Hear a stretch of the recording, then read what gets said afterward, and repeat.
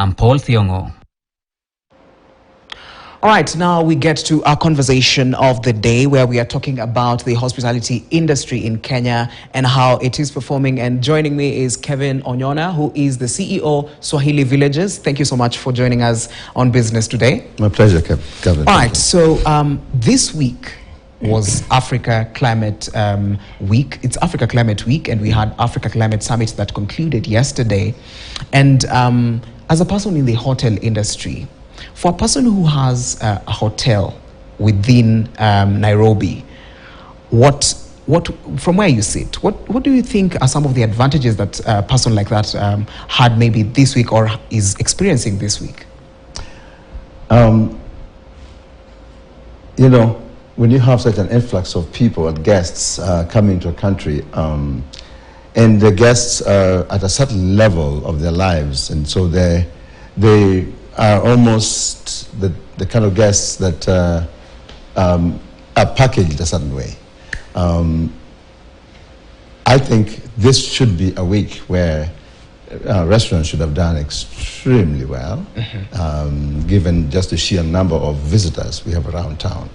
But it's quite broad, that area, because from my observation, a lot of the big names were able to really, immediately get this influx.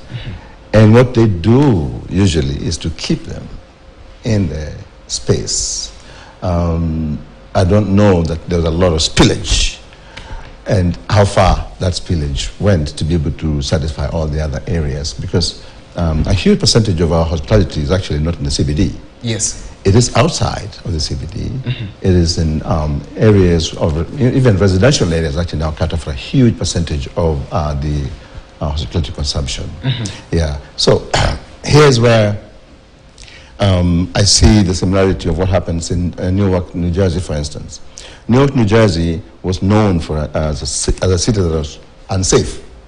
So they taught their police and the security team to know how to receive thousands of people in, and know how to take thousands and thousands of people out, without understanding the dynamics to let this force coming in with money to spend to go to other parts of the city and benefit the other local restaurants because of security. I see this a lot. New York has clearly changed quite a bit because they're learning to adapt, because the city has spent a lot of money on security. This is just what happens in cities globally. Okay. That when you have that many people, security is alerted to drive traffic this way and drive it out this way. And those that have received them, keep them. All right. So still, on the hospitality industry, when we look at the Kenyan market, when you started Swahili Village and you took it out into the globe to try and also just introduce even the Kenyan cuisine to the other countries, since when you started up to now, when you look at the hospitality industry in Kenya, how are we performing? I think we're doing great. I mean,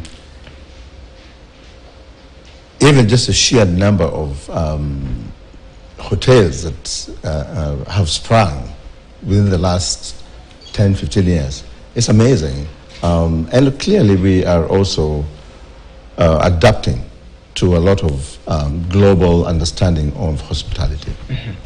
I think that has been the result why we are training a lot of hospitality students to come into that space.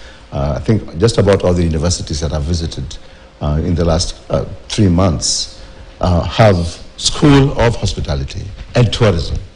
So clearly that space is looking good, and there's anticipation that it's going to get better.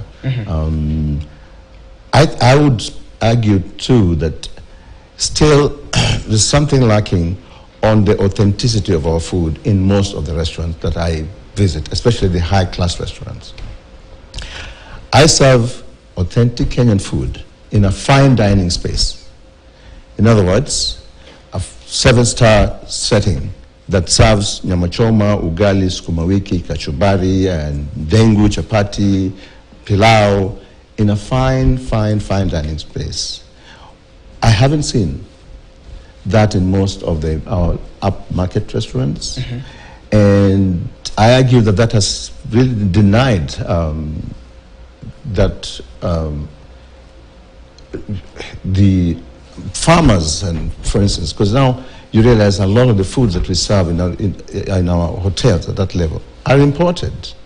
You know, they don't serve a full-size, fish that is, and then they miss out on things like omena. They miss out on things like gold, served in a beautiful setting, because the idea is that this person is eating, understanding that he's eating at a certain level. But we can serve our food at this level. We serve githeri, we serve mokimo in a beautiful setting, and that's probably one of the best sellers for us because it's vegetarian. It's clean. It finishes off well in your stomach, and it looks good too. I mean, greens that are not necessarily vegetables, but it is vegetables. It's very interesting. But yeah, so on the value chain, there is an aspect of it that is missing to the farmers directly, because we import so much of the food that we serve on the high-level restaurant, as opposed to going local. Saga, managu, mrenda, terere, those things, those are good. Actually, those are called health foods and medicinal foods. And this is what now we're trying to really go after in the American market. Part of the reason I'm here is to see if we can get proper, consistent supply of that vegetables, because the indigenous ones. Indigenous vegetables, yeah. We have a food traffic of 5,000 people a week on every location. So on the 3 restaurants we have currently, you're looking at 15,000 food traffic every week. In a month, 60,000. In a year, 720,000. And so far we have been able to capture this audience very well, and we are growing. Next year we'll have 3 more locations. Okay, all right. So basically, Kenyan food sells, right? Yeah. So when we look at the other areas, let us look at even countries that are, of course, neighboring countries, and also even around the globe. What could you say that they are doing different that maybe we, because you've spoken about we import a lot of the food that we usually consume in restaurants. So what are they doing different from us, and what can we pick from that? And do we even have the capacity to make sure that at least our marketing out there is up to standard? Well, that's a good question. That's what Swahili Village is doing. So we are very intentional about how our motto goes. It is true taste of Kenya. Meanwhile, I would say 70% of our customers are not Kenyans. We serve, I would say, maybe 10% Kenyans. So you have to be intentional about putting your product out to the marketplace so that other communities can see you straight from that lens, that this is a Kenyan choreograted dish that is making no apologies and wants you to be able to enjoy it. And so we have the 3 locations we are running currently. One of our most successful ones is in downtown DC on the Diplomatic Corridor. There is purely international clientele that come there. And they have been very impressed to enjoy this. If you think about it, Ethiopians don't say African, or they say Ethiopian cuisine. And if you go to Ethiopia, you go to any part of this globe today, you'll find an Ethiopian restaurant somewhere. And people recognize it. Chinese went to America using their food, and now Chinese cuisine is everywhere in the globe. Japanese came up with this sushi. They came up with this whole hibachi thing. But don't you think Kenya we say nyama choma? Is nyama choma? Can you say, when you say nyama choma somewhere, someone thinks of Kenya, right? Or yes. What would you say? Well, this is something we own, and this is what Swahili Village does. Our menu says nyama choma. ugali, sukuma wiki, chapati. It is. That's for food, right? Yes. Remember, nyama choma is eaten across Africa. Africans all eat nyama choma. They call it different names. Yes. So in Nigeria they call it suya. In West Africa they call it suya. Up in in Egypt they call it kebab. And then as you come down, you'll find Ethiopians call it tibis. Then you go down, further down, and we get to nyama choma, and then it goes further, nyama ya mchomo within the Malawi community, and it just keeps going, and when it gets to South Africa, it's called braai. It's the same thing, different name. Right. So we've got to go after this nyama choma space, and that's actually we've done that very successfully in the US. All right. Now let's look at our marketing. Then the strategies that we have when it comes to marketing our cuisine. Have we done all that is needed to be done in order for us at least to make sure that our cuisine is out there? Because when you are here, you usually know there's sushi that you've mentioned. So are we there in terms of marketing our cuisine? We are not intentional. And then I think the people who think we are there, I don't know where they get the statistics, because one of the best places to land your cuisine in this entire globe is the American market. Americans eat out every day, some of them, and at least twice or 3 times a week. So the first market you want to go after, and because they can afford it, and it's a cultural thing. They just like to go out and try food. So this is a low-hanging fruit right here in the United States of America. If you intentionally invest your dollar or invest your capital to say, we want to go after this market, generally, once you penetrate American market, you have already penetrated the globe. So if you have it here, why not utilize it? So the platform we have, like the Swahili Village platform, for instance, it's already here. You have 5,000 people coming to eat. They came themselves. They came themselves. They're sitting down here for 3 hours. It's a captive audience, right? And they're waiting for their nyama choma. The experience is nice. They listen to Kenyan music. The experience of hospitality is there, but you have them for 3 hours. They're doodling their fingers, If somebody was intentional about this, they would say, oh, this is a good platform where we can talk about magical Kenya. We can talk about our country. Yes. We can showcase packages that can allow these guys to start thinking, oh, this is also an opportunity to think about safari. Research has shown that a huge percentage of Americans on their list before, if you tell them, what would you like to do before you die? That list goes and they say, here in African safari. Yes. Can you imagine a huge percentage of that? Say they'd like to do an African safari. And then you ask them, why can't you do the African safari? Says it costs too much. What do you mean? How much is too much? $30,000. That is what somebody put in their mind. Yes. That person was not intentional about bringing, selling the masses for safari to Kenya. That person wants to get maximum for the few that come. Okay. But should we take the space and be able to say, no.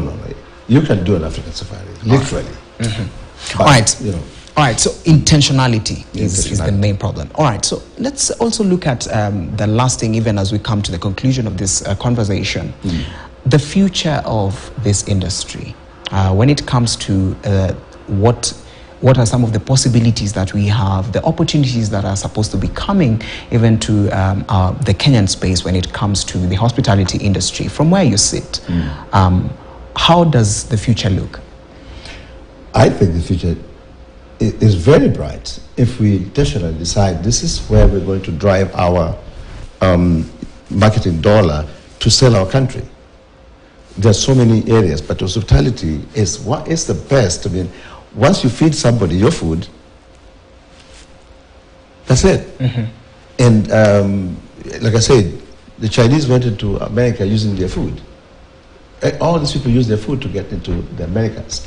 After you get them, they now want to come to visit your country because they already consume a good part of you, and then you've spoken with them and you've told them, hey, your we're friendly to you. You're friendly to us. Please, we're on your side. Come and visit us. Come and see us. And that's really how they communicate. I think if we start thinking seriously about how to be able to intentionally go after these markets using platforms. Swahili Village is not the only one. I'm sure there are quite a few others, wherever they are. But then let's pick that and, scale it. Because, let me give you the numbers. Swahili Village is 3 units.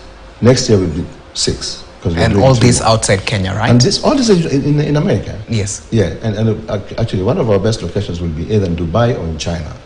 But that's a future, Okay. So my intention is to build 50 of them. If you do those numbers begin to make you go dizzy.